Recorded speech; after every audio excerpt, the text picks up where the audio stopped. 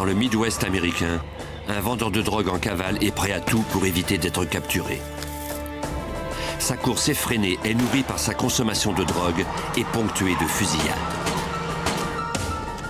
Il traverse 2 États américains à toute vitesse. Les autorités locales et fédérales sont résolues à riposter à sa violence et à le poursuivre coûte que coûte.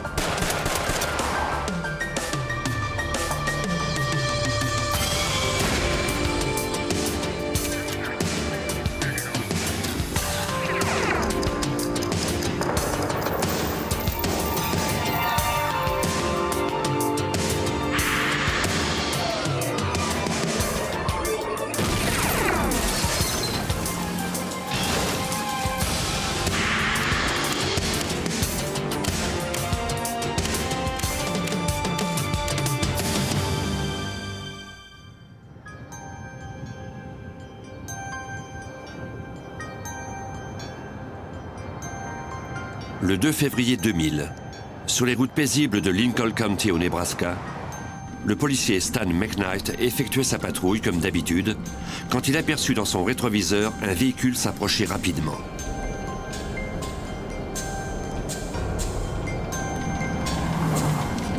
Le pick-up marron le doubla. McKnight remarqua que le véhicule était immatriculé au Texas, mais il n'eut pas le temps de voir le numéro de la plaque. Il se mit à sa poursuite tout en jouant de prudence. À cause de la température des derniers jours, la route était recouverte de plaques de verglas. Sans l'éclairage des rues, tout semblait normal, mais les routes étaient très dangereuses.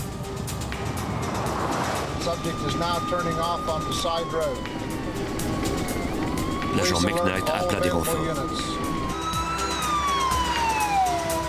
Plusieurs unités de patrouille de l'État se mobilisèrent pour tenter d'intercepter la camionnette. Son conducteur ne semblait guère se soucier du danger.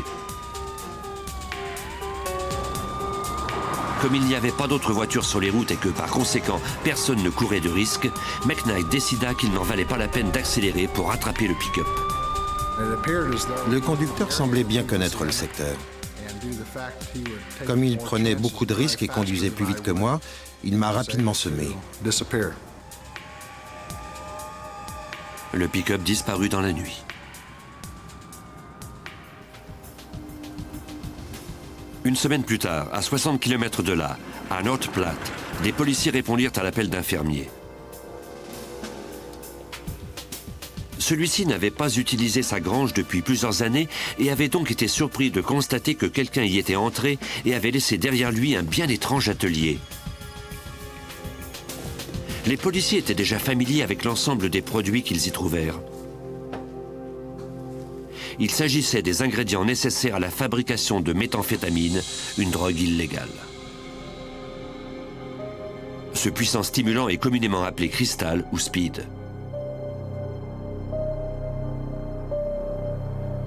Il est facile d'en fabriquer avec des produits d'usage courant. Depuis quelques années, le Midwest américain est devenu un centre de production massive de méthamphétamine, comme en témoigne le caporal Casey Names du bureau du shérif de Lincoln County. Les laboratoires de méthamphétamine posent un réel problème parce que nous sommes situés dans un secteur rural. Il y a ici beaucoup de fermes abandonnées où plus personne ne vit. Cela fournit ainsi à ces individus l'occasion de s'installer là et d'y fabriquer cette drogue presque à l'insu de tous. Cette drogue illégale crée une forte dépendance et elle est extrêmement dangereuse. Ses utilisateurs planent pendant un moment, puis ils deviennent paranoïaques et ressentent un besoin impératif de recommencer. La plupart d'entre eux deviennent agressifs et posent des gestes désespérés. Là où surgissent des laboratoires de méthamphétamine, on note toujours une recrudescence de crimes violents. Au cours de leur fouille du laboratoire clandestin de la grange à North Platte, les policiers trouvèrent de nombreuses lettres, toutes à l'attention d'un certain Charles Moses Jr. de Nocona, au Texas. On contacta les autorités de cet État pour leur demander des informations sur ce Moses. Celles-ci leur envoyèrent des photos du suspect et les informèrent qu'il était recherché suite à un vol d'armes à feu. Les enquêteurs du Nebraska apprirent également que Moses conduisait un pick-up de couleur marron immatriculé au Texas. La marque et le modèle de cette camionnette correspondaient à la description du véhicule qui avait semé le policier McKnight à peine une semaine plus tôt. Si Charles Moses était fabricant de méthamphétamine, il y avait fort à parier qu'il en était également un consommateur. Cela pouvait expliquer pourquoi il conduisait avec autant de témérité le soir de la poursuite. Les consommateurs de cette drogue deviennent paranoïaques et ils ne ressentent plus aucune douleur. Parfois, ils ne dorment pas plusieurs jours d'affilée. C'est alors difficile de les arrêter.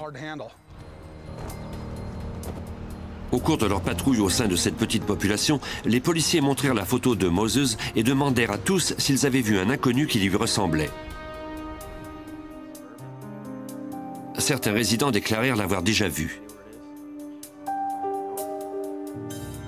Mais personne ne l'avait vu depuis plusieurs jours et Moses n'avait pas de lieu de résidence connu dans la région. À 23 h le 12 février 2000, soit une semaine après la découverte du laboratoire de méthamphétamine, le caporal Casey Names de Lincoln County s'apprêtait à commencer son quart de travail. Comme d'habitude, il s'arrêta pour commander un café avant de commencer sa patrouille. Mais ce soir-là, rien d'autre ne se déroulerait comme d'habitude. Par la fenêtre, Names aperçut un véhicule qui correspondait à la description du pick-up de Charles Moses. Il espérait bien voir le visage de son conducteur. Quand il est descendu du pick-up, j'ai constaté qu'il ressemblait à l'homme que nous recherchions.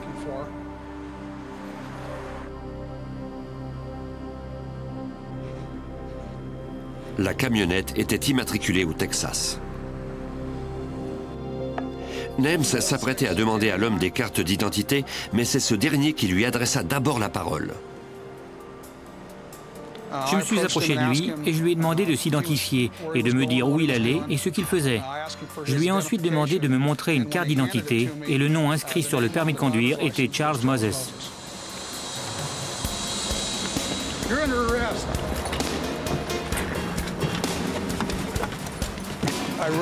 Je pensais bien, après ce premier contact avec lui, que je pourrais le faire descendre de son pick-up sans problème et ensuite procéder à son arrestation.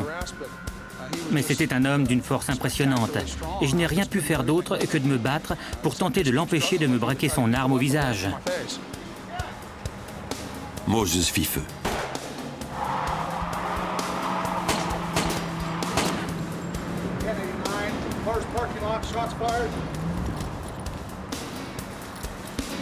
J'étais sûr d'avoir atteint la cible à 2 reprises. J'ai vu les 2e et 3e projectiles atteindre l'arrière de la cabine du pick-up.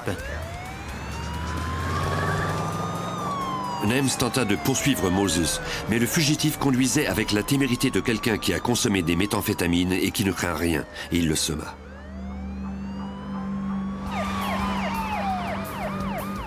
Les policiers de la patrouille du Nebraska entendirent sur leur radio qu'il y avait eu un échange de coups de feu. Ils se joignirent aux recherches. Le policier Stan McKnight de Lincoln County, qui avait déjà poursuivi le pick-up marron, était du nombre. Il voulait prendre position à un endroit où il pourrait intercepter Moses. Il y a ce secteur que l'on appelle la Correction Line. Je me disais que c'était le meilleur endroit pour l'attendre. 3 routes se croisent là.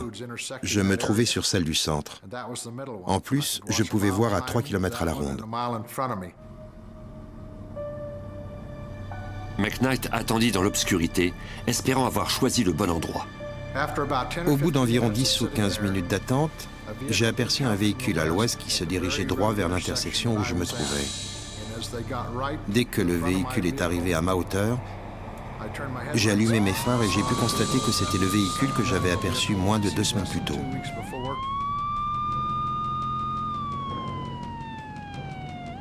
Il allait à 120 km à l'heure.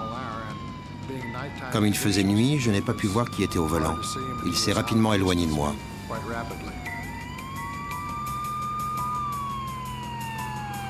McKnight tentait de ne pas perdre de vue le véhicule, mais celui-ci disparut de nouveau. McKnight décida alors de s'y prendre autrement.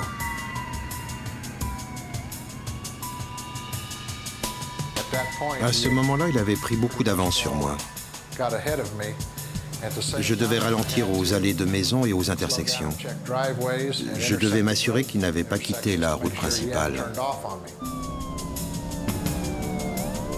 Le policier aperçut alors des feux arrière au loin. Le véhicule était en attente à une intersection. McKnight demanda des renforts. Moses avait déjà fait feu sur un policier. Il était trop dangereux pour que McKnight s'approche de lui. Il attendit l'arrivée de ses collègues. Mais avant qu'il n'arrive, Moses passa à l'attaque.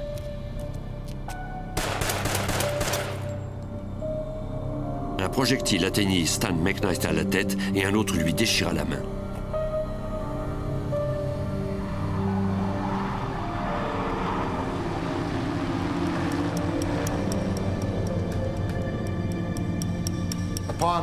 Quand je me suis rendu compte que j'avais été touché, j'ai voulu appeler les policiers pour leur dire ce qui était arrivé. Mais je n'arrivais pas à parler dans le micro. J'avais la bouche pleine de sang et je m'étouffais. À tâtons, j'ai trouvé des serviettes de table en papier sur le siège. Et je me les suis fourrées dans la bouche pour absorber le sang. Je les ai crachées et alors j'ai pu parler et leur dire que j'avais été touché, que le sujet avait continué sa route mais que j'allais le poursuivre. Malgré ses blessures, l'agent McKnight refusait d'abandonner. Le vent passait par les trous de projectiles de mon pare-brise, projetant des éclats de verre partout. Mon œil gauche était complètement fermé à cause du sang. Quant au droit, il n'arrêtait pas de cligner, mais je pouvais voir suffisamment quand même avec les phares avant de mon auto pour poursuivre mon chemin.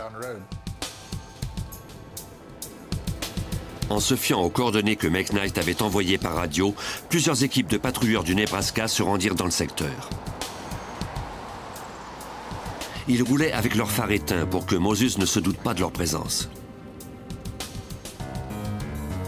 2 voitures de patrouille se garèrent sur une route sombre et attendirent.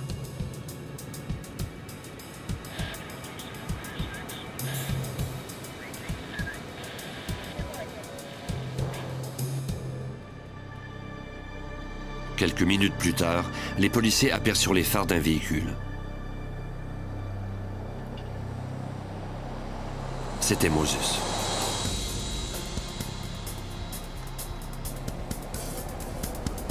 Un des patrouilleurs aperçut une arme.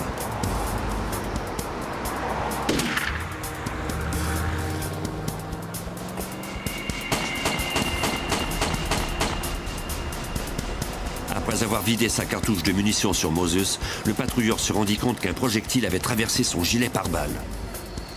Il perdait du sang abondamment. La blessure à sa poitrine semblait grave.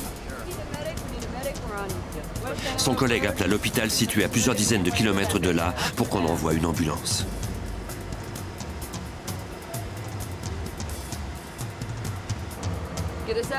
Il faisait nuit dans la prairie. Les patrouilleurs espéraient que leur ami survivrait. Dans sa fuite effrénée, Charles Moses avait réussi à atteindre un policier du comté et un patrouilleur. Malgré ses blessures, McKnight, lui, continuait la poursuite de Moses, cet homme qui semblait prêt à tout pour ne pas être capturé.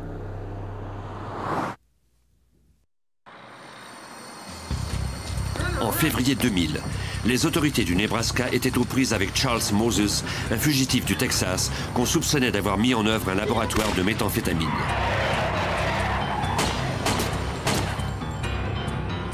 En fuyant, il avait entraîné les policiers à sa poursuite. Il avait tiré une balle dans la tête d'un policier et atteint un patrouilleur à l'abdomen. Puis, il avait disparu dans la nuit. Des ambulanciers stabilisèrent l'état du patrouilleur blessé avant de le transporter aux urgences les plus proches. Lynn Williams, sergent de la patrouille de l'État du Nebraska, participa à la cueillette des indices sur la scène du crime. On a restreint l'accès de tout le secteur, car notre but, c'était de recueillir les indices. On a donc pris le pistolet de service du patrouilleur, sa ceinture et des douilles de projectiles qui étaient toujours là. Ensuite, on a pris des photos avec un appareil 35 mm et on a filmé les lieux. Moses avait fait feu à plusieurs reprises. Un des projectiles avait atteint l'insigne réfléchissant sur la voiture de patrouille, sans doute la seule chose visible dans cette prairie obscure. Le projectile avait traversé la portière de la voiture du patrouilleur, puis touché ce dernier à l'abdomen en traversant son gilet pare-balles, et ensuite continué à travers le corps du policier. Pour que la balle ait traversé tout cela, il fallait que l'arme de Moses fût extrêmement puissante. Il était évident qu'il était équipé d'une carabine très puissante. L'arme était un fusil d'assaut, quelque chose d'ultra puissant qui tirait de gros calibres. La police d'État apporta les douilles de projectiles de la carabine au laboratoire de balistique pour analyse. Les techniciens en évaluèrent la taille et le poids avant d'analyser la composition des métaux. Ils en conclurent qu'il s'agissait de douilles de projectiles d'une arme très puissante, sans doute une 762 SKS, une arme d'assaut de l'armée. Une carabine extrêmement dangereuse, destinée à des militaires entraînés pour cela. Dans les mains d'un criminel, on pouvait craindre le pire.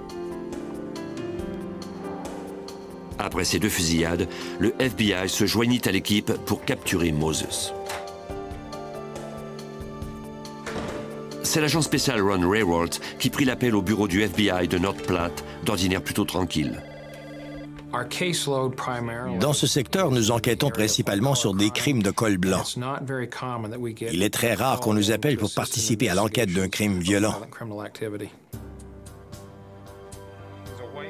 L'agent Raywalt vérifia s'il pouvait faire inculper Moses pour avoir pris la fuite afin d'éviter d'être poursuivi en justice. Dans ce cas en particulier, on s'est dit qu'il chercherait sûrement à quitter le Nebraska après s'être ainsi défilé au moment de son arrestation. Le FBI pourrait donc intervenir pour le retrouver. Dans l'espoir de capturer Moses avant qu'il ne fuit le Nebraska, les autorités mirent sur pied un poste de commandement au bureau de la police d'État. Des policiers de presque tous les services s'y échangèrent les renseignements dont ils disposaient sur Moses. Plusieurs d'entre eux avaient eu des contacts avec lui relativement à ses laboratoires clandestins de fabrication de méthamphétamine. Il avait installé plusieurs de ses laboratoires dans des fermes abandonnées. Il ne faisait pas que fabriquer de la drogue à ces endroits, il y vivait aussi. On savait donc qu'il nous fallait cibler ses propriétés et y effectuer nos recherches. Des centaines de policiers se mobilisèrent dans tout l'État à la recherche de Charles Moses et de son pick-up marron. Dans cette étendue, il ne serait pas facile à trouver.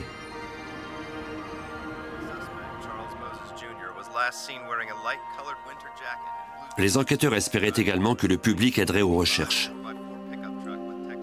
Lors des bulletins de nouvelles, on pressa les habitants de se prémunir contre Moses et d'appeler la police s'ils le voyaient.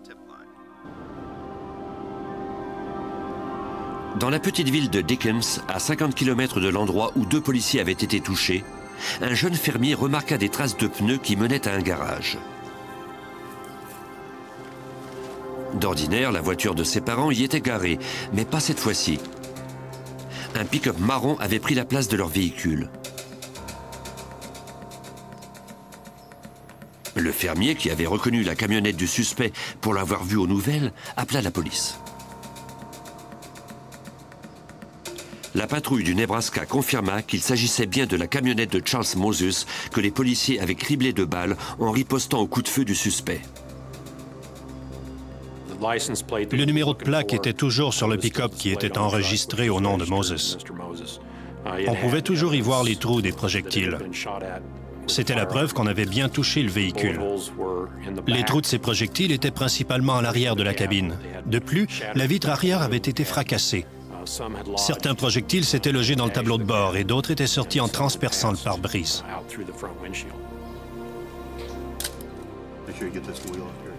Les enquêteurs trouvèrent également des indices qui démontraient que le suspect était blessé. Il avait été touché par au moins un des projectiles. On a trouvé du sang humain dans la cabine du pick-up. Cela nous a amené à croire que le policier de Lincoln County, qui avait fait feu au début de la fusillade, avait vraisemblablement touché Moses. Mais si Moses était blessé, il avait avec lui la drogue parfaite pour rester sur le qui-vive, insensible à la douleur, agressif, pour toujours aller de l'avant, même sans dormir. La camionnette était remplie de matériel pour chauffer et fabriquer les méthamphétamines. Il y avait pratiquement un labo à l'arrière de ce pick-up. Les enquêteurs y trouvèrent également tout l'équipement nécessaire pour survivre, des radios policières et des armes. Il n'y avait toutefois aucune trace de la puissante arme d'assaut dont Moses s'était servi pour tirer sur les deux policiers.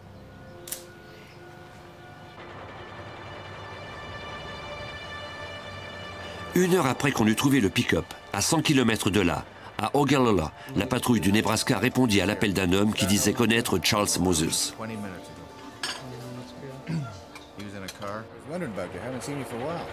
Il déclara qu'il l'avait vu 15 minutes plus tôt.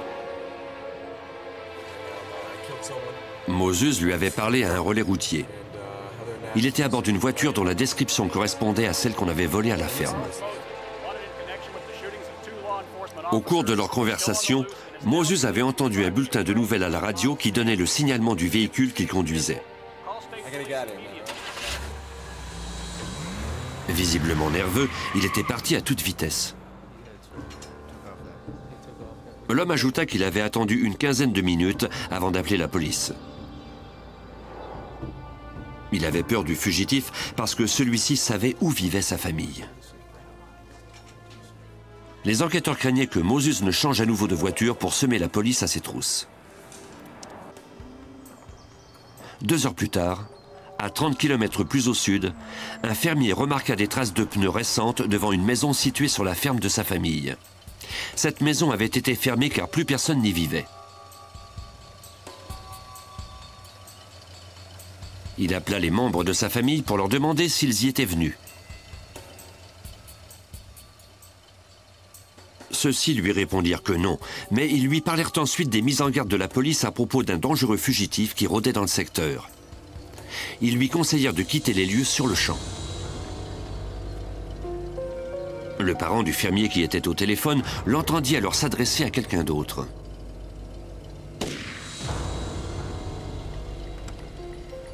La police apprendrait très vite que Charles Moses venait de faire sa première victime d'homicide. Le fugitif était toujours en cavale et plus que jamais prêt à tout.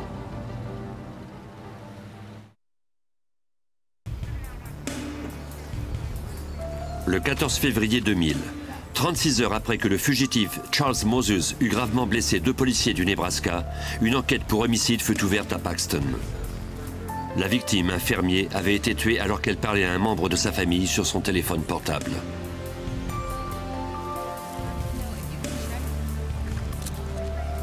L'équipe d'enquête devait reconstituer le meurtre à partir des indices présents sur la scène du crime. Pour le sergent de la police d'État, Lynn Williams, les circonstances entourant le décès portaient la signature de Moses. On avait appris que la victime s'était rendue jusqu'à cette maison abandonnée pour vérifier des traces de pneus récentes qu'il avait remarquées. On croyait que le fermier avait surpris Moses et que ce dernier avait réagi en l'abattant. Ensuite, il avait sorti le corps de l'homme de son pick-up et l'avait laissé par terre, et il était parti avec son véhicule. Des patrouilleurs trouvèrent des traces de pneus identiques à celles du véhicule du fermier, de même que des éclats de verre qui provenaient de la vitre du côté du conducteur. Cela indiquait que cette fenêtre avait volé en éclats. Pour l'agent spécial du FBI, Ron Rawalt, ces éclats de verre constituaient un indice important. Je me disais que lorsqu'on aurait capturé Moses, celui-ci nous dirait qu'il avait agi en légitime défense en ripostant aux coups de feu du fermier. Je savais qu'on pourrait déterminer combien de coups de feu il y avait eu et d'où ils étaient partis. Quand un projectile traverse du verre à haute vitesse et que ce verre éclate, il y laisse des traces caractéristiques qui répondent aux questions que se pose un enquêteur. C'est ainsi qu'on sait qui a tiré le premier et dans quelle direction est parti le projectile. Le verre serait examiné plus tard au labo. Derrière une grange, sur la même propriété, les enquêteurs trouvèrent la voiture volée qu'on avait vue conduite par Moses. Elle semblait avoir été abandonnée à la hâte.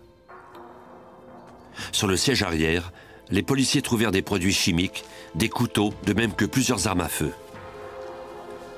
Moses avait sans doute décidé de changer de voiture après en avoir entendu la description au bulletin de nouvelles à la radio. Il était évident que Moses avait tenté de dissimuler cette voiture. Elle était recouverte d'une bâche. De plus, il avait commencé à la recouvrir de branches d'arbres et de broussailles. Les enquêteurs trouvèrent les cartes d'identité de la victime, mais pas le téléphone portable utilisé au moment du meurtre. On pouvait en présumer que Moses avait emporté le téléphone du fermier à bord de son pick-up bleu. On transmit un bulletin d'alerte et l'on contacta les sociétés téléphoniques pour leur demander de trouver le signal du portable. Dès qu'ils sont allumés, les téléphones portables sont constamment à la recherche de la tour de retransmission la plus proche. À l'aide du numéro de téléphone de l'appareil, la police peut découvrir quelle tour le dessert. 2 heures après le meurtre du fermier, on découvrit qu'une tour à Oshkosh avait enregistré le signal du téléphone disparu. Mais avant que la police n'ait eu le temps de se rendre sur place, le signal s'interrompit.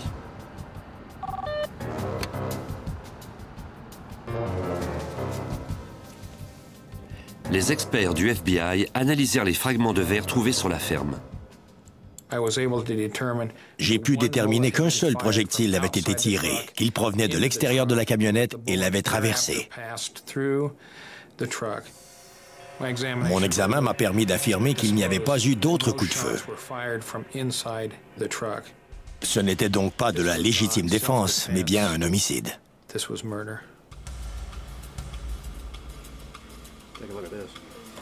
Suite au meurtre du fermier et au vol de son pick-up, le FBI fit émettre un autre mandat d'arrêt contre Charles Moses. Les faits s'étaient considérablement modifiés. Ainsi, j'ai pu inclure sur le mandat d'arrêt une accusation contre Moses de vol de voiture et un homicide. Charles Moses se promenait d'un bout à l'autre de l'État, armé et dangereux. Le gouverneur du Nebraska, Mike Johanns, tint une conférence de presse pour mettre le public en garde. À l'évidence, le fugitif n'hésiterait pas à tuer quiconque pour obtenir ce qu'il voulait.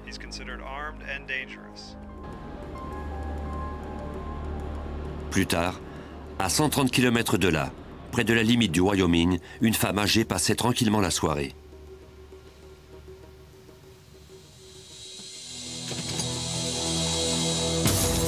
Elle entendit alors quelqu'un défoncer sa porte.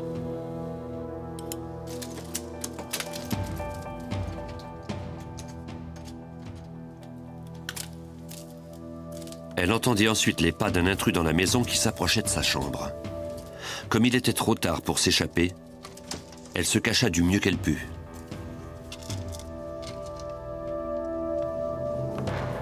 Au dernier bulletin de nouvelles, on avait dit que Moses avait tué le propriétaire qui l'avait surpris.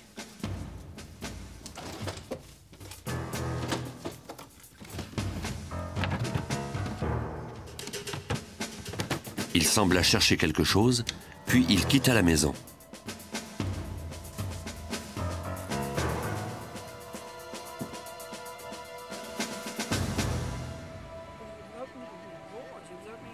La femme s'en tira saine et sauve et appela la police de la maison d'un voisin. Elle déclara qu'elle n'avait pas vu le visage de l'intrus.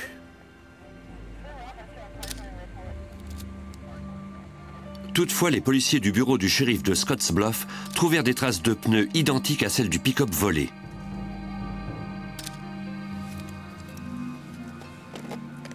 On trouva également des éclats de verre provenant de glaces d'auto près d'une de ces traces.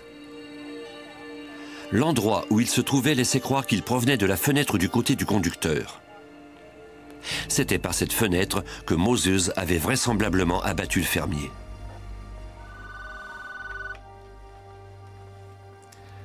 Les policiers contactèrent le FBI pour leur signaler ces nouvelles découvertes. À partir de ce qu'ils avaient trouvé et de la sorte de verre sur la scène du crime, il était devenu évident que Moses avait commis ce vol et qu'il se dirigeait vers l'ouest. Comme Charles Moses se trouvait près de la limite du Wyoming, le FBI appela les services de police de cet État pour les aviser qu'un meurtrier se dirigeait vraisemblablement chez eux.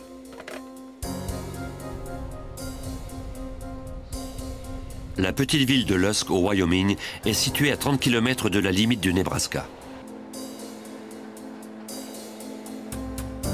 Au poste de police de Lusk, le chef Gary Gill reçut le bulletin d'alerte du FBI. Ce matin-là, notre répartiteur nous a parlé de Charles Moses. On savait qu'il venait du Nebraska à bord d'un pick-up bleu et qu'il pouvait arriver de n'importe quelle direction.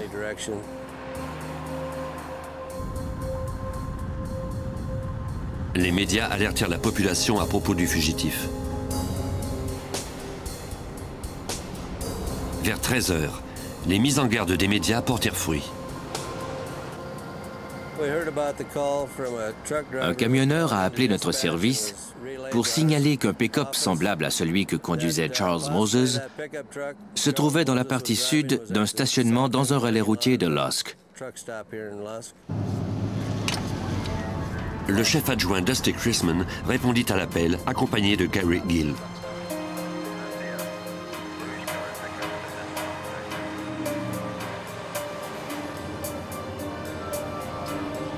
Plusieurs véhicules dans le stationnement correspondaient à la description.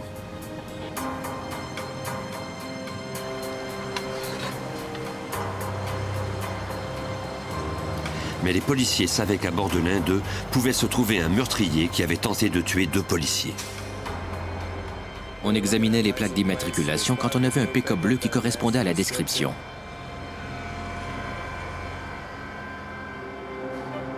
Les plaques correspondaient. C'était bien le pick-up. On a décidé de tenter de lui barrer la route.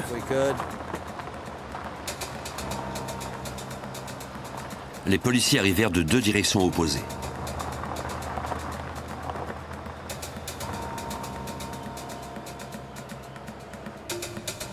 Quelqu'un se trouvait bel et bien à bord, mais il était impossible de savoir s'il s'agissait de Moses. Il ne semblait pas y avoir de vitre dans la fenêtre du côté du conducteur.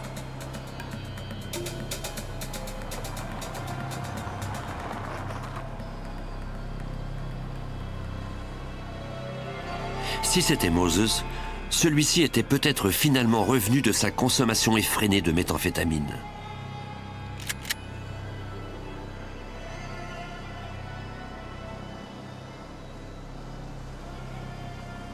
Le chef Gill demanda des renforts et attendit l'arrivée des voitures de patrouille. C'est alors que le conducteur sortit de sa torpeur. Le chef adjoint Chrisman ne pouvait risquer de faire feu de là où il se trouvait. Il n'était pas encore tout à fait sûr qu'il s'agissait bien de Moses. Cela signifiait qu'on se lancerait dans une autre poursuite. Notre plus grande crainte au cours de cette poursuite a été quand Moses a emprunté Main Street direction nord. On savait qu'il traverserait ainsi le secteur des affaires, et cela sans doute à haute vitesse. On avait également peur de le perdre quand il atteindrait les limites de la ville et qu'il emprunterait l'autoroute 85 vers le nord.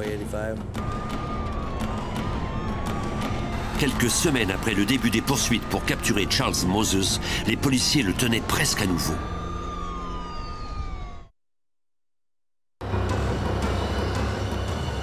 Après avoir échappé aux autorités du Nebraska et au FBI, le présumé meurtrier Charles Moses était maintenant à Lusk, au Wyoming.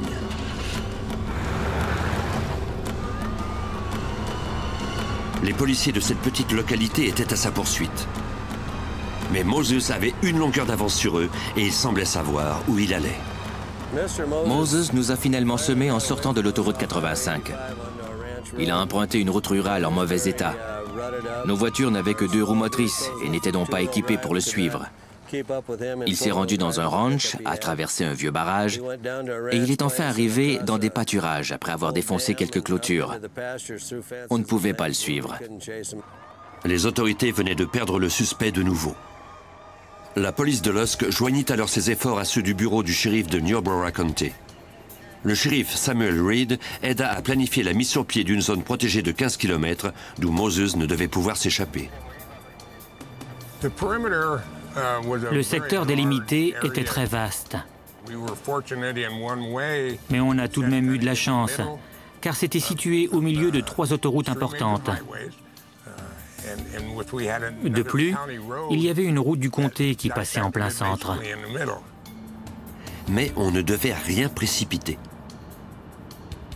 On ignorait ce qu'il ferait. Alors, on est resté un peu en retrait, sachant qu'il était armé d'une carabine très puissante. Tous les agents du secteur, y inclus les gardes forestiers, se rendirent au barrage routier pour participer aux recherches et pour alerter les automobilistes de se tenir à l'écart s'ils apercevaient le suspect. Ils rencontrèrent également les résidents qui vivaient à l'intérieur du périmètre de 15 km. Ils leur demandèrent d'être vigilants et d'appeler la police au moindre signe suspect. J'étais préoccupé par le fait que si on ne parvenait pas à arrêter Moses avant la nuit, on aurait beaucoup de mal à le trouver. Je connaissais les propriétaires des ranchs du coin et j'étais extrêmement inquiet à l'idée que le suspect entre chez eux à la pointe de son arme, qu'il prenne des otages, qu'il les tue et qu'ensuite il quitte le secteur à bord de leur voiture. L'agent spécial Ron Rehwoldt aida les autorités du Wyoming en leur fournissant les ressources du FBI. Le bureau du FBI du Wyoming a fourni 2 avions afin qu'on puisse patrouiller du haut des airs les autoroutes de l'État et les routes rurales et repérer le véhicule que conduisait Moses. En survolant le secteur méthodiquement, un des pilotes remarqua alors le pick-up dans lequel on avait vu Moses pour la dernière fois. Il semblait être coincé dans un ravin. Une unité SWAT de la patrouille d'État du Nebraska fut transportée par voie des airs dans le secteur. Les membres de l'équipe se positionnèrent sur un terrain surplombant le pick-up. Mais Moses n'était pas dans leur champ de vision. Celui-ci les surveillait peut-être, n'attendant que le meilleur moment de passer à l'action. Ils commencèrent leur recherche à partir du véhicule. Pour assourdir quiconque se trouverait dans les parages, ils tirèrent une grenade neutralisante.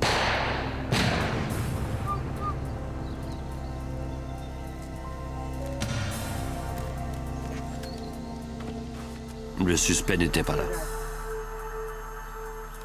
On trouva toutefois des traces de pas dans la boue près de la camionnette. Les membres de l'équipe les suivirent.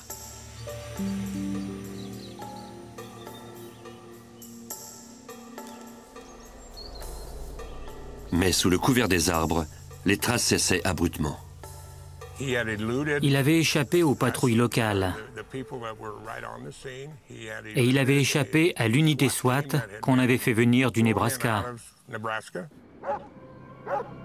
Ce soir-là, Moses refit surface à nouveau. À 20h30, le propriétaire de ranch Jim Cremers et son fils Justin entendirent leur chien japper derrière la maison. Comme ils avaient entendu parler de Moses, Justin sortit avec une arme. Quelqu'un était là.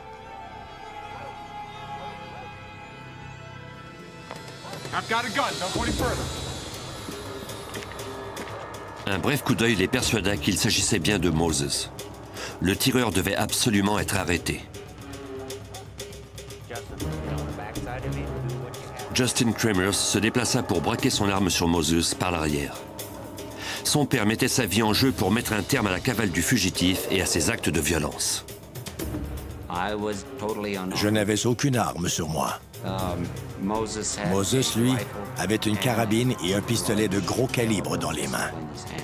Jim Cremers espérait que son fils lui viendrait en aide si son plan échouait. Il fit une proposition à Moses. Il savait que le fugitif avait été exposé à une pluie glaciale toute la journée. Si Moses déposait ses armes et acceptait d'entrer dans la maison, le rancher lui donnerait un repas chaud et il ferait sécher ses vêtements trempés. C'était le plan que j'avais en tête. Je me disais que si je parvenais à le faire entrer dans la maison, je n'aurais rien à craindre, puisqu'il ne serait plus armé. Il faisait froid. Il ne pourrait donc pas s'échapper sans ses vêtements. J'invite rarement les gens chez moi sans leur offrir à manger. Je savais qu'il avait faim et je lui ai dit « Allez, entrons et allons manger quelque chose. » Si le rancher parvenait à faire entrer le fugitif, son fils appellerait la police à l'insu de Moses. Justin Kramer surveillait le suspect. Celui-ci semblait vouloir mordre à l'hameçon. Mais soudainement, il se ravisa.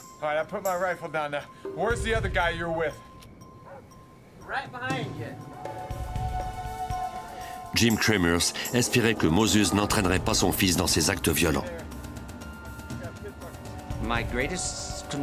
Tout au long de cette triste histoire, je craignais que mon fils ne soit obligé de tuer quelqu'un. Peu m'importait que le fugitif mérite ou non de mourir. Je ne voulais simplement pas que mon fils ait cela sur la conscience toute sa vie. Si la situation s'envenimait, Justin n'aurait pas le choix. J'avais peur de le manquer si je tirais.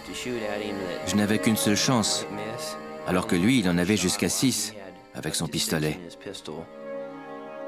Moi, je n'avais que mon fusil à un coup. Après des semaines d'errance, soutenu par des méthamphétamines, Charles Moses ralentit enfin sa cadence. Il laissa ses armes à l'extérieur. Je n'ai jamais laissé tomber mon arme. Je l'ai baissée un peu, mais à tout moment, je pouvais la remettre en joue rapidement, si c'était nécessaire. À l'intérieur de la maison, et sans ses vêtements mouillés, Moses ne pensa plus qu'au repas chaud devant lui, le premier qu'il prendrait depuis plusieurs jours. Je suis sorti par la porte d'entrée principale et me suis absenté pendant 5 minutes pour appeler le shérif de chez mon frère. Ensuite, je suis rentré par la même porte et il ne s'est jamais rendu compte de quoi que ce soit. Un agent de Lusk et un garde forestier du Wyoming furent sur place en quelques minutes.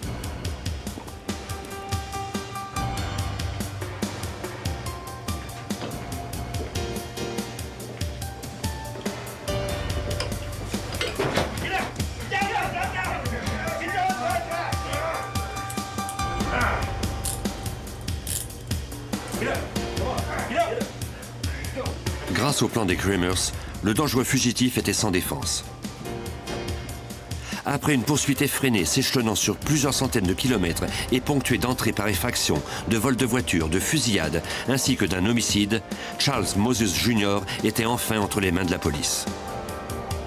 Comme on l'avait supposé, Moses avait en effet été blessé par les tirs des agents du Nebraska. À l'hôpital de Cheyenne, au Wyoming, on l'avait soigné pour une blessure de projectile à l'épaule, pour déshydratation et pour épuisement. La drogue qu'il avait consommée et la police qui était constamment restée à ses trousses l'avaient drainé de ses forces. L'agent spécial Ron Rawalt fit ramener Moses au Nebraska.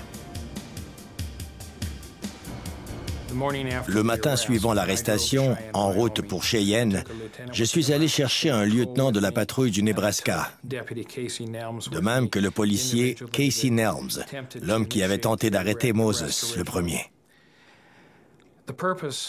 J'ai amené ces deux personnes avec moi car je voulais, en arrivant au Nebraska, qu'elles puissent exécuter le mandat qu'elles avaient contre Moses.